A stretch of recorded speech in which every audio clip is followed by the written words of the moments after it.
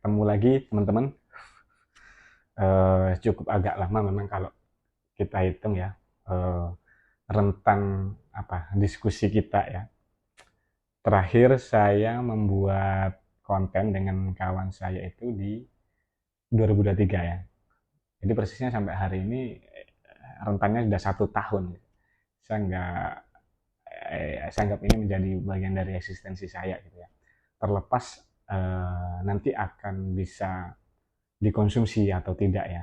Kemudian ketika dikonsumsi menjadi hal yang bermanfaat atau justru merusak apa dan seterusnya, ya saya ingin tegaskan, saya ingin mencoba mendekati ya, sosok Socrates ya. Walaupun kok agaknya terlalu menghayal ya, sok filosofis, sok sofis dan seterusnya. Tapi ya itu persoalan teman-teman yang memberikan interpretasi di situ.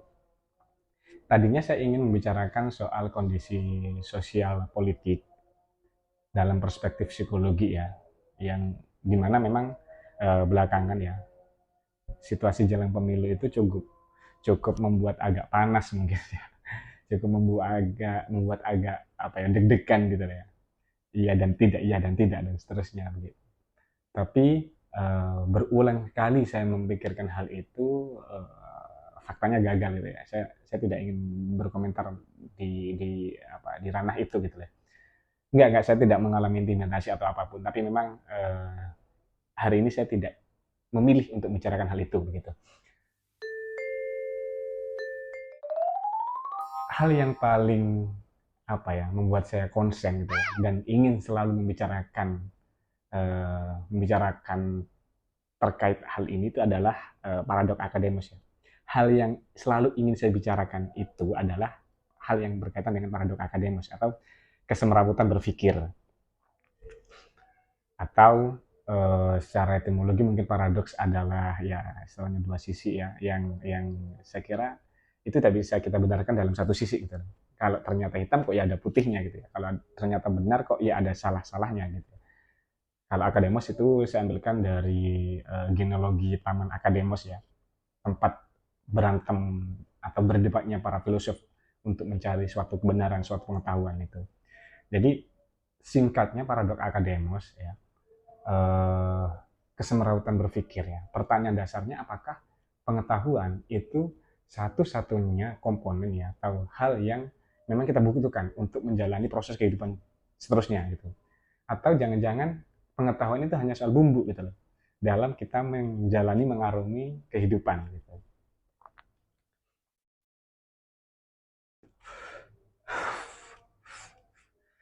Pengetahuan dihasilkan dari informasi yang masuk, kemudian diproses oleh otak ya, direduksi, dikaitkan dengan hasil belajar kita sebelumnya, pengetahuan kita sebelumnya, bisa basisnya empiris ataupun secara teoritis karena kita baca dan seterusnya, yang kemudian menghasilkan pemahaman baru ya, mestinya begitu ya. Walaupun informasi yang masuk itu tidak selalu menumbuhkan gitu ya, karena informasi ini sekedar mungkin ya artinya ya stimulus ya, bisa suara apa dan seterusnya yang ditangkap oleh panca indera kemudian masuk pada otak kita begitu. Nah, persoalan informasi yang masuk ini masih menjadi persoalan ya, yang dimana ada dua hipotesis gitu loh. Yang pertama, mungkin informasi itu memang kita butuhkan ya, sehingga kita menghendaki gitu ya, sehingga kita merasa menjadi lebih tumbuh ya.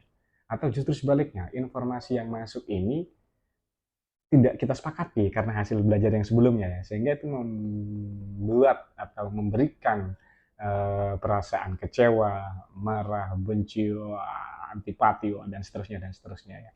Ya sederhananya misalnya eh, perkataan orang lain ya, bisa tetangga, orang tua, sahabat ataupun kawan-kawan yang lain begitu. Ketika kita dinasihati atau membicarakan sesuatu, itu kan oh kok sama ini, nah itu mungkin kita merasa tumbuh ya. Wah, terima kasih sudah memberikan informasi dan seterusnya.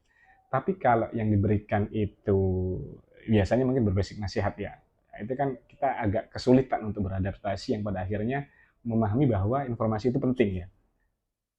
Atau bahkan secara ekstrim kita akan langsung menolak gitu ya, menganggap bahwa informasi atau sesuatu yang dibicarakan oleh teman kita itu salah gitu loh. Yang benar adalah yang begini, yang kita coba rumuskan begitu ya. Ya memang agak alot gitu, tapi memang soal kebenaran itu masih subjektif gitu loh. Kebenaran itu butuh subjek ya dan objek begitu ya. Jadi hal ini akan sangat dipengaruhi oleh sudut ya, jarak dan rasio pandang yang kita coba pasangkan begitu. Sejujurnya mungkin hal ini menjadi uh, agak penting buat saya karena melihat arus informasi yang belakangan di era disrupsi ini sudah tidak bisa kita bendung gitu loh. Jadi wah, pagi kita dapat apa segala macam ya. Tentunya di sosial media ya. Masyarakat kita kan sudah tidak bisa dilepas dari sosial media ya. Dan di situ orang bebas berargumen, orang bisa berkata apa aja gitu ya. Ya, walaupun kita dibatasi oleh hak asasi orang lain gitu ya. Jadi hak asasi kita dibatasi oleh hak asasi orang lain ya, tanpa menyinggung dan segala macam. Cuma itu memang agak alat gitu ya. Ketersinggungan itu sesuatu yang sebetulnya tidak sengaja karena ketersinggungan ya, kecuali memang hinaan gitu ya. Ya balik pada informasi yang masuk kita sukai atau kita tolak begitu.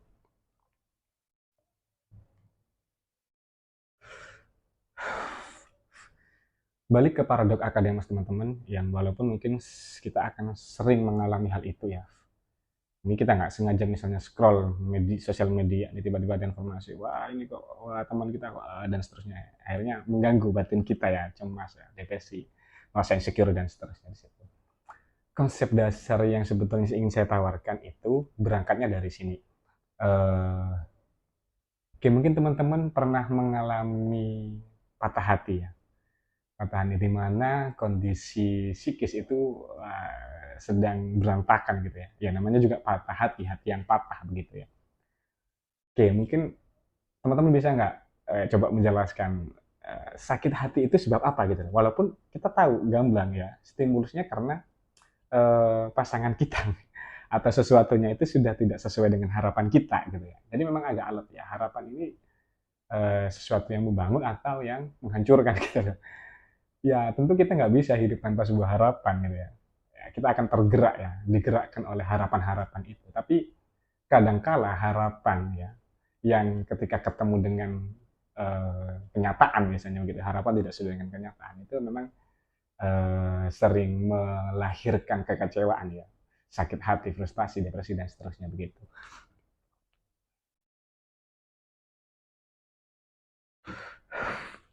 Tapi kita coba akan ulik secara psikologis, eh, seandainya gitu ya, seandainya kebenaran atau informasi itu memang benar begitu ya. Tapi kita tidak tahu apakah itu yang sedang kita cari gitu loh. Apakah itu aja yang kita pertahankan gitu loh. Misalnya begini, patah hati sebab perselingkuhan. Ya, kita sudah tahu ya di mana-mana perselingkuhan itu selalu digembor-gemborkan dengan situasi yang tidak menyenangkan gitu loh. Kita tuh bagi korban ya, bukan bagi pelaku ya. Perselingkuhan selalu erat kaitannya dengan kondisi kecewa, marah, tidak terima, dan seterusnya di situ. Tapi kalau mungkin kita masih ingat misalnya pasangan kita selingkuh gitu ya, dan kita tidak tahu kalau perselingkuhannya pasangan kita itu sudah 2 minggu yang lalu begitu ya. Hari ini kita baru tahu. Nah, ya kan kecewanya atau sakit hatiannya, patah hatinya itu setelah kita tahu loh gitu loh. Walaupun dia sudah melakukan itu 2 minggu yang lalu begitu. Ya, jadi apakah sebenarnya kita nggak perlu tahu gitu soal pasangan kita yang sedang berkhianat, soal pasangan kita yang selingkuh begitu ya. Saya tidak ingin konsen pada isu perselingkuhannya ya, saya kira keras ya. Dari ujung ke ujung perselingkuhan itu akan terus ada gitu ya. Pengkhianatan itu akan terus ada ya. Tapi bagaimana cara kita dalam mensikapi atau mengintervensi ya, menyikapi dalam bijak persoalan-persoalan pengkhianatan, perselingkuhan dan seterusnya di sini. Itu. Nah, itu satu contoh dasar teman-teman di soal paradoks akademus ya, yang ternyata eh, pikiran kita jadi semerawut itu karena kita tahu gitu loh. Seandainya kita nggak tahu tuh mestinya sih nggak ada masalah gitu ya. Nggak ada masalah gitu ya. Atau contoh yang kedua, eh, oke mungkin saya berikan contoh dari saya ya, pengalaman pribadi saya yang sebelum profesi hari ini memang memaksa saya untuk masuk dalam pengetahuan-pengetahuan yang sifatnya psikologis di situ. Jauh sebelum ini, sebelum saya masuk di prodi psikologi, saya terbiasa dengan tidur larut malam ya, jam 2, jam 3 ya, atau bahkan menjelang subuh ya. Karena di lingkungan saya waktu itu sistem memang tidak menganjurkan ya, tapi akan mendorong gitu. Karena ya, kita tidak dimanjakan dalam kehidupan-kehidupan nyaman gitu. Jadi saking padatnya kegiatan begitu ya. Nah mungkin gagalnya saya untuk memanajemen waktu tidur saya akhirnya ya itu. Tapi benar-benar it's okay gitu, nggak ada masalah. Walaupun tidurnya sedikit, besoknya bisa bergiat lagi gitu, nggak ada masalah gitu loh. Ketimbang yang kita tahu bahwa tidur malam itu bermasalah gitu ya. Tentunya ketika saya sudah berada di psikologi gitu ya. Jadi di beberapa intervensi ya atau disebutkan indikasi dari pola tidur tidak sehat itu ya begadang itu sendiri atau tidur yang larut malam di situ. Nah, itu akan dikaitkan dengan gejala-gejala insomnia gitu ya. Yang bisa disebabkan oleh depresi apa dan segala macamnya di situ ya. Kok saya terdorong di konsep ini gitu ya. Ya, saya tidak menyadari bahwa memang ya jam tidur saya sebelumnya jam segini gitu ya. Tapi dari sini kok saya seolah-olah menegaskan, ya saya kayaknya depresi deh, saya kayak kayak ada masalah dan seterusnya. Tapi nggak ada apa ya, saya pun belum yakin juga kalau memang saya punya masalah di situ begitu. Nah, baru ketika saya mengetahui konsep itu semakin memperburuk gitu. Jadi yang tadinya saya terbiasa dengan tidur jam 2 jam 3 ya, setelah mengetahui konsep bahwa tidur jam sekian itu adalah gangguan psikologis, semakin saya bermasalah gitu, depresi dan seterusnya. Ini bukan soal apakah psikologi salah atau konsep psikologi yang barusan ini yang salah. Saya tidak mendorong di situ, tapi mungkin kita sedang membenahi cara berpikir kita gitu ya. Nah, termasuk contoh yang di awal juga itu seperti itu gitu ya. Dan yang lain-lain gitu. Jadi ada eh, perkataan stoik di situ yang mencoba menegaskan gitu. Hidup yang bajingan atau mental kita yang tidak kuat begitu ya. Termasuk yang dua contoh barusan itu kan, yaitu kita bisa gunakan konsep stoik barusan gini gitu loh. Eh, apakah pasangan kita yang bajingan atau mental kita yang tidak siap ya, yang tidak kuat gitu ya, ataukah psikologi yang merusak apakah psikologi yang merusak atau jangan-jangan ya pengetahuan kita yang berantakan atau mental kita yang tidak kuat begitu seterusnya. Oke, kenapa demikian itu mungkin saya coba tegaskan pada konsep uh, idenya Plato ya, ide dasarnya Plato ya soal kebenaran di situ ya, yang dia gambarkan dalam ilustrasi orang ada di dalam goa di situ tuh, yang tawanan yang ada di dalam goa di situ yang dia hanya mengetahui bayangan di luar gitu ya, yang dipantulkan oleh api ataupun matahari di situ tuh. Suatu saat si tawanan ini atau orang yang di dalam gua ini gitu ya dipaksa keluar ya, diberikan kesempatan untuk bebas di luar. Awalnya dia agak kerepotan gitu ya, karena memang eh, ya di situ sih dia gambarkan apa ya ada ketidaksiapan. Oh ternyata di luar itu seberagam ini gitu ya.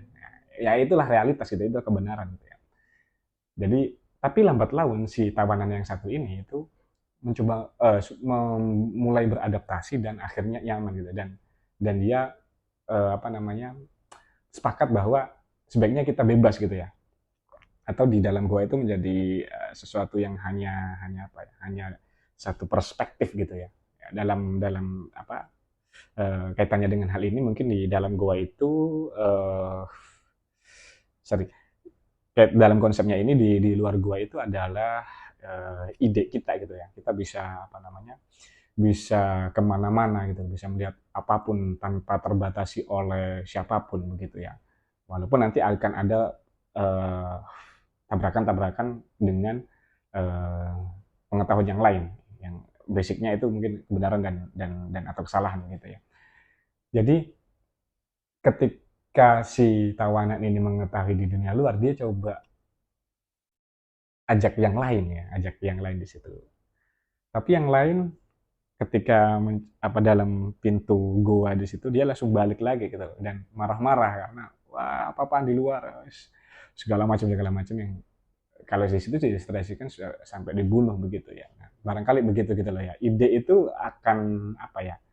Akan apa ya, kerap bertabrakan dengan realitas ya atau kebenaran itu sendiri yang digambarkan oleh Plato di luar gua itu sendiri gitu loh. Jadi ya agak agak agak alot gitu ya. Tapi kan di contoh barusan juga tidak sepenuhnya orang yang di dalam gua ini tidak memilih untuk keluar gitu ya. Tapi ada orang yang merasa tercerahkan barangkali yang kemudian dia sepakat gitu ya bahwa ya inilah kebenaran gitu dan seterusnya. Ya ini akan sangat dekat dengan kita teman-teman yang barangkali dalam soal apa ya parameter sosial begitu ya. Apakah kita hanya menyimpan ide tanpa mengetahui kebenaran realitasnya dan seterusnya. Dan itu selalu bertentangan, belum tahu ya bertentangan apakah itu istilah yang paling mungkin gitu ya. Tapi memang kerap bertabrakan gitu loh. Eh, Terbukti bahwa nanti idenya si Plato ini dibantah oleh Aristoteles ya. Jadi bukan ide yang mendahului realitas gitu, tapi sebab adanya realitas itu kita bisa mendapatkan sesuatu gitu, bisa mendapatkan informasi, pemahaman, pengetahuan begitu. Bukan yang pengetahuan kita akan sesuatu, kemudian kita tahu bahwa sesuatunya yaitu gitu ya, sesuatunya sesuatu itu gitu ya. Jadi mungkin itu teman-teman ya. Jadi paradoks akademus ini dasarnya di situ gitu loh. Kita kerap mengalami kerancuan berpikir ya. Ya kerancuan berpikir itu sebab terganggu oleh passion, oleh emosi yang kemudian mereduksi pengetahuan kita di situ ya. Karena informasi yang masuk itu mungkin bersifat kebenaran gitu ya. Ataupun kalau tidak ya, yang jelas informasi yang masuk ini menyakitkan gitu ya. Karena tidak kita sepakati gitu ya. Berbeda dengan informasi yang masuk tapi wah ini cocok nih dengan saya misalnya kita tahu oh iya memang saya begitu kok misalnya gitu dan seterusnya. Mungkin itu teman-teman ya konsep dasarnya ya. Nanti kita akan diskusi lagi. Terima kasih.